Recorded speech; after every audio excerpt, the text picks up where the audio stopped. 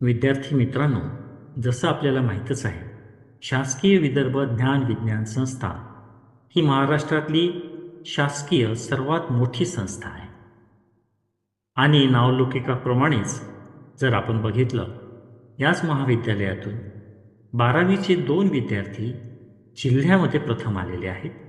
त्याचप्रमाणे या संस्थेचा ग्रॅज्युएट, पोस्ट ग्रॅज्युएट याचा निकालसुद्धा उत्कृष्ट आहे. मागील वर्षी या संस्थेतून संत गाडगेबाबा अमरावती विद्यापीठामार्फत 40 विद्यार्थ्यांना PhD प्राप्त झालेली आहे. त्याचप्रमाणे नेट सेटचा आकडा जर का बघितला तर 150हून जास्त विद्यार्थी हे नेट सेट झालेले आहेत. अशा या नावाजलेल्या संस्थेच्या प्रवेश प्रक्रिया संबंधीचा हा व्हिडिओ आहे. हा व्हिडिओ शेवटपर्यंत बघा, प्रक्रिया व्यवस्थितप्रमाणे जाणून घ्या. त्याचप्रमाणे जेव्हा आपण प्रवेश प्रक्रिया अर्ज सादर करण्याची प्रोसिजर सुरू कराल त्याच्यापूर्वी काही गोष्टी आवश्यक आहेत त्या मी आपल्याला सांगतो आहे. सर्वप्रथम आपल्याला आपले फोटो जे आहे ते तयार ठेवायचे आहे. म्हणजे आपली मार्कशीट 12वीची याची साईज 600 KB कमी आहे. त्याचप्रमाणे स्वतःचा एक पासपोर्ट फोटो ज्याची साईज 50 KBच्या खाली आहे आणि आपल्या साईनचा फोटो ज्याची साईज 50 KBच्या खाली आहे ते आपल्याला तयार ठेवायचे आहे. तर आपण आता ऑनलाईन प्रक्रिया कशी आहे याबद्दल डिटेलमध्ये जाऊया.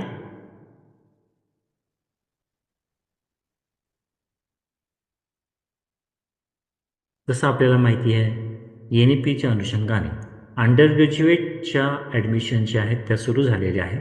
म्हणजे BA, BSc किंवा BSc होम सायन्स या पार्ट 1 याकरता आपल्याला प्रवेश घेता येणार आहे.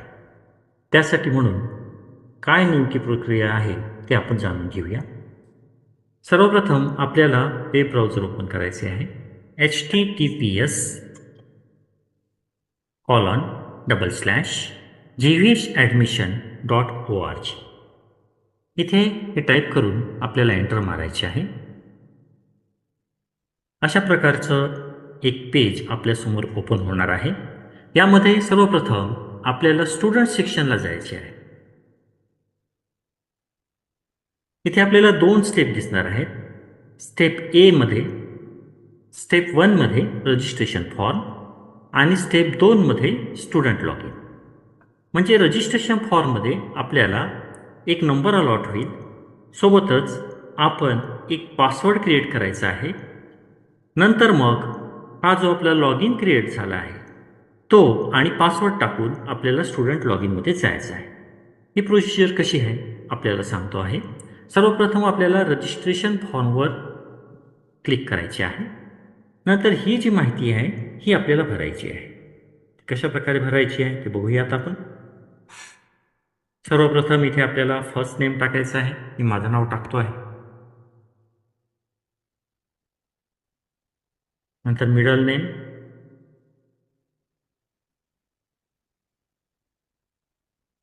आणि लास्ट नेम.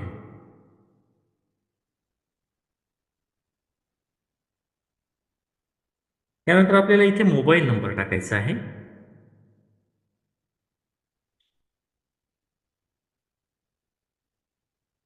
ईमेल ID टाकायचा आहे.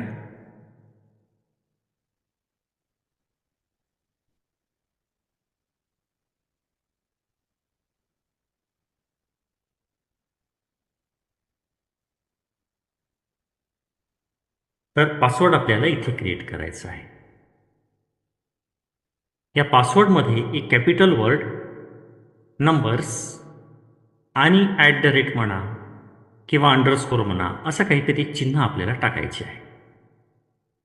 नंतर कन्फर्म पासवर्डमध्ये आपल्याला सेम पासवर्ड टाकायचा आहे जो की आपण वर टाकलेला आहे. आणि अशा प्रकारे आपले रजिस्ट्रेशन होईल.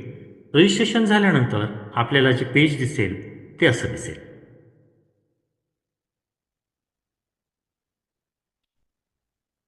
यानंतर इथे आपल्याला आपला ईमेल ID टाकायचा आहे.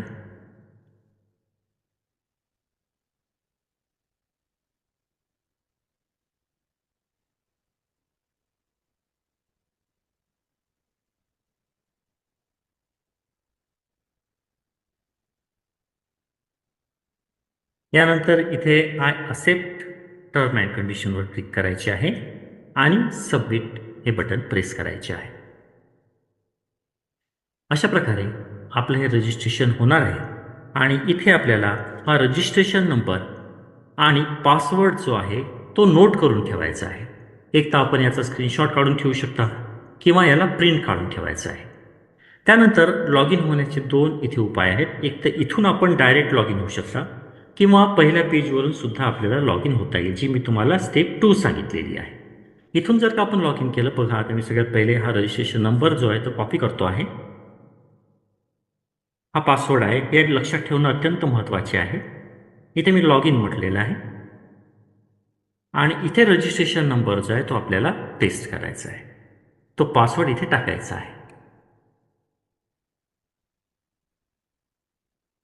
आणि इथे आपल्याला लॉग इन म्हणायचे आहे. इथे लॉग इन म्हटल्यावर वर अशा प्रकारे आपल्याला 4 बटन्स दिसतील. सर्वप्रथम आपल्याला पर्सनल डिटेलवर क्लिक करायचे आहे. आता इथे हा जो फॉर्म आहे, इथे आपल्याला माहिती भरल्याचे दिसेल. जसं तुमचं नाव आलेलं आहे, मिडल नेम, लास्ट नेम हे आलेलं आहे. डेट ऑफ बर्थ इथे टाकायची आहे, इथे सिलेक्ट करायचे आहे. हे सर्वांनाच माहिती आहे कसं करायचं ते. मी सध्या टेम्पररीली कोणती पण डेट ऑफ बर्थ टाकत आहे. नंतर मग name according to living certificate, म्हणजे आपल्या टीसीवर ज्याप्रमाणे नाव लिहिलेलं आहे एक्झॅक्ट त्याचप्रमाणे इथे आपल्याला नाव लिहायचे आहे.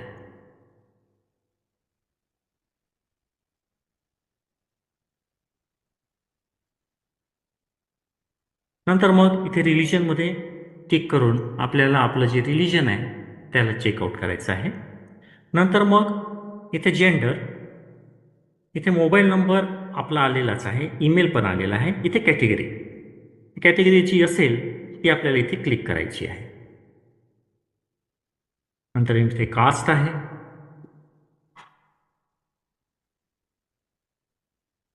त्यानंतर इथे मदर्स नेम आपल्याला टाकायचं आहे.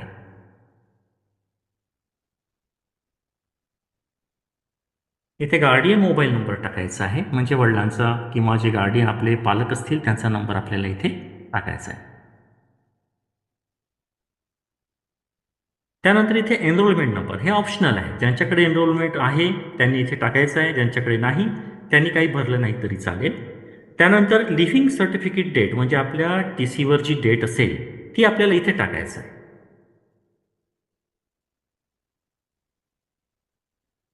त्यानंतर आधार कार्ड नंबर हा आपल्याला इथे आपला जो 12 डिजिट आधार कार्ड नंबर आहे तो इथे टाकायचा आहे.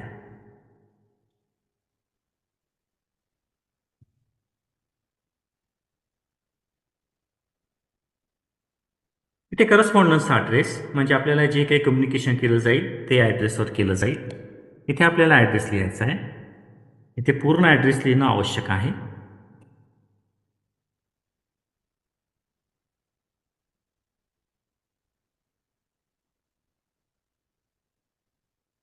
त्यानंतर परमनंट ॲड्रेस याला मी कॉपी करतो आहे. परमनंट ॲड्रेस जो काही आपला परमनंट ॲड्रेस आहे किंवा गार्डियनचा ॲड्रेस आहे तो इथे आपल्याला टाकायचा आहे. त्यानंतर इथे सिटी,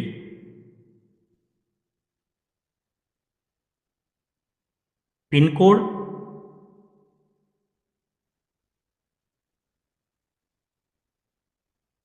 त्यानंतर तालुका, डिस्ट्रिक्ट,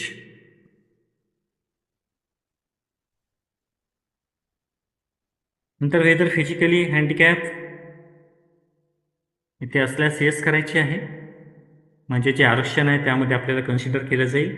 मग ABC I D, ABC I D जो आहे तो ऑप्शनल आहे, पण आपल्याकडे जनरेट करणं फार आवश्यक आहे.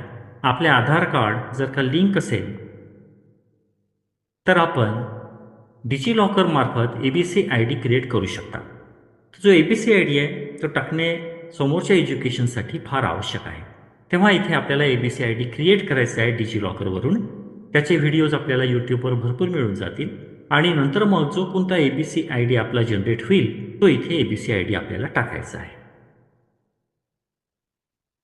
नंतर इथे एक्स सर्व्हिसमॅन, इथे असल्यास येस, नसल्यास नो टाकायची आहे.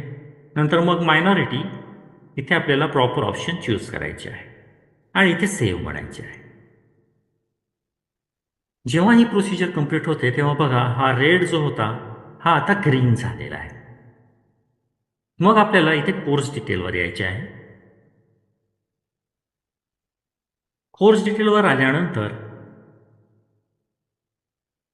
इथे अशा प्रकारे आपल्याला स्क्रोल करायचे आहे. इथे मायनर सब्जेक्ट 1 आपल्याला दिसेल.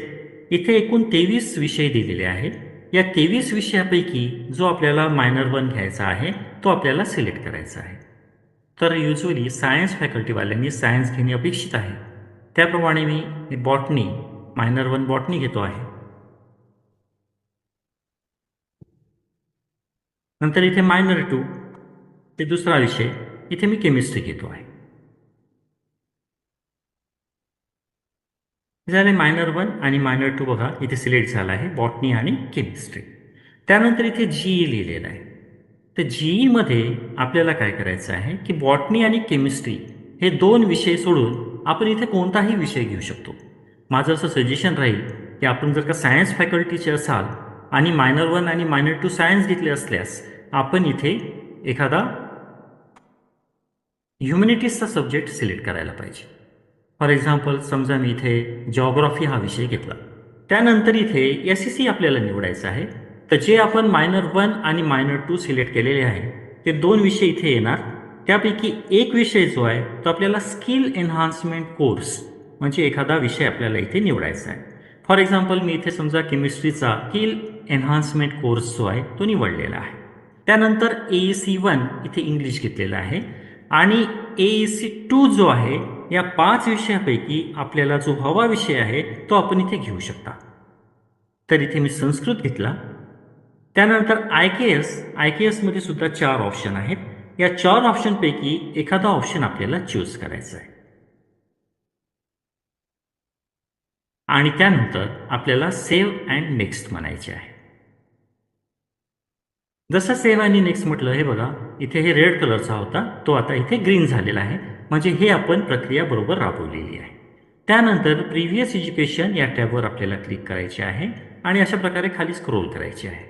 इथे जर आपण बघितलं तर इथे SSC जसं आपण इथे इन्फॉर्मेशन भरूया. सपोज नागपूर बोर्ड होता. मग सीट नंबर जे आपल्या मार्कशीटवर सीट नंबर लिहिला असेल तो आपल्याला इथे टाकायचा आहे. नंतर डेट ऑफ पासिंग ही आपल्याला इथे प्रॉपरली फिल करायची आहे. जी काही डेट असेल ती आपल्याला इथे टाकायची आहे. त्याचप्रमाणे मार्क्स ऑफ 10 समजा आपल्याला 245 मार्क असतील सपोज 300 पैकी तर अशा प्रकारे इथे आपल्याला मार्क आपले 10वीचे मिळालेले टाकायचे आहे. त्यानंतर HSCची डिटेल आपल्याला टाकायची आहे.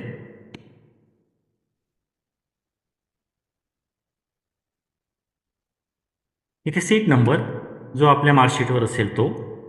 नंतर मग स्ट्रीम म्हणजे आर्ट होतं, कॉमर्स होतं, सायन्स होतं की MCVC होतं. जसं आपलं सायन्स इथे आपण विषय घेतले आहे सायन्स घेऊया.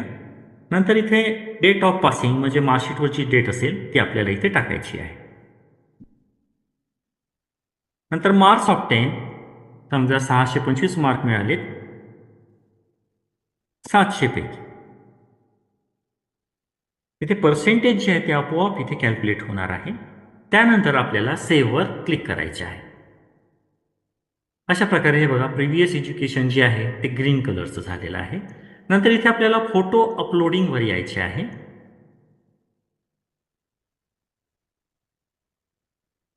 इथे जर आपण बघितले तर आपल्याला अपलोड फोटो, अपलोड सिग्नेचर आणि अपलोड मार्कशीट हे 3 ऑप्शन आपल्याला दिसणार आहे. तेव्हा आपल्याला हे 3 डॉक्युमेंट रेडी ठेवायचे आहे आणि इथे मग आपल्याला हे अपलोड करायचे आहे. इथे साईजसुद्धा दिलेली आहे.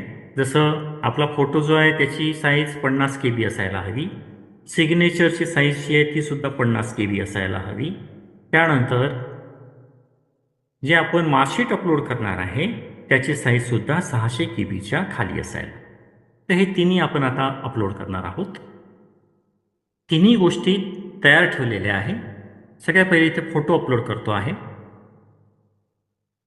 त्यानंतर अपलोड सिग्नेचर, त्यानंतर अपलोड HSC मार्कशीट याची साईज जी आहे ती आपल्याला 600 KB पर्यंत ठेवायची आहे. अशा प्रकारे या तिन्ही गोष्टी मी इथे अटॅच केल्या आहे आणि इथे मला जे डॉक्युमेंट अप्लिकेबल होतात ते इथे क्लिक करायचे आहेत. Caste certificate, caste validity, non creamy layer certificate, Aadhaar card, attempt certificate आणि 12वीची मार्कशीट्स. इथे मग सेव्ह आणि नेक्स्ट म्हणायचे आहे.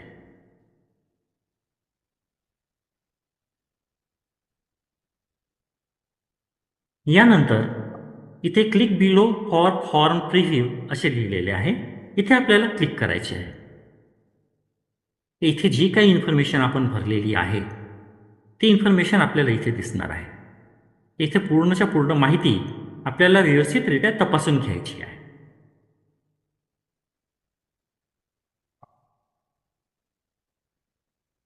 त्यानंतर ही माहिती तपासल्यावर आपल्याला इथे फायनल सबमिट बटन दाबणं अनिवार्य आहे.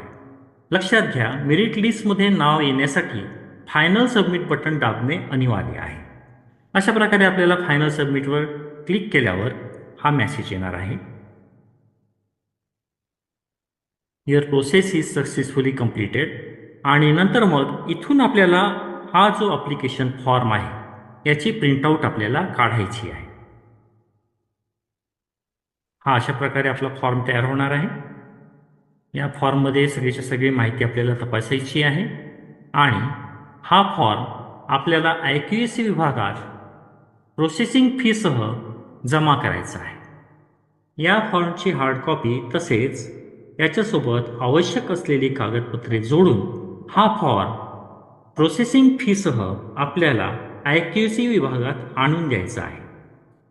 हा फॉर्म जर आपण हार्ड कॉपीमध्ये IQAC विभागात सादर केला नाही तर मग आपली प्रवेश प्रक्रिया इनकम्प्लीट आहे.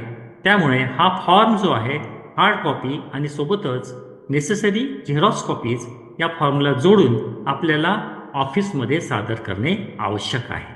याची सर्वांनी नोंद घ्यावी. तर अशा प्रकारे ही प्रवेश प्रक्रिया आहे. सोबतच इथे शेड्यूल दिलेला आहे, म्हणजे मेरिट लिस्ट कधी लागणार आणि मेरिट लिस्ट लागल्यानंतर त्यामध्ये करेक्शन करायचं शेड्यूल सुद्धा आहे. तो मी आपल्याला इथे दाखवतो आहे. अशा प्रकारे हा online generated computer admission form जो आहे त्याची हार्ड कॉपी आपल्याला 21/5/2025 दुपारी 2 वाजेपर्यंत IQAC विभागात सादर करायची आहे. तर 22 तारखेला आपल्याला मेरिट लिस्टमध्ये आपले नाव चेक करायचे आहे. सोबतच माहिती पण आपल्याला चेक करायची आहे आणि काही त्रुट्या आढळल्यास 22 तारखेलाच 3 वाजेपर्यंत आपल्याला आम्हाला कन्व्हे करायचे आहे. त्यानंतर 22 तारखेलाच संध्याकाळी 5 वाजता मेरिट लिस्ट जी की फायनल मेरिट लिस्ट राहील ती डिस्प्ले राहील. 22 तारखेला आपल्याला फायनल मेरिट लिस्टमध्ये नाव चेक करून 23 तारखेला आपल्याला प्रवेशाकरिता सर्व आवश्यक कागदपत्रांसह उपस्थित राहायचे आहे. तर अशा प्रकारे ही संपूर्णच्या संपूर्ण ॲडमिशन प्रक्रिया आहे. याप्रमाणे आपल्याला प्रोसिजर फॉलो करायची आहे.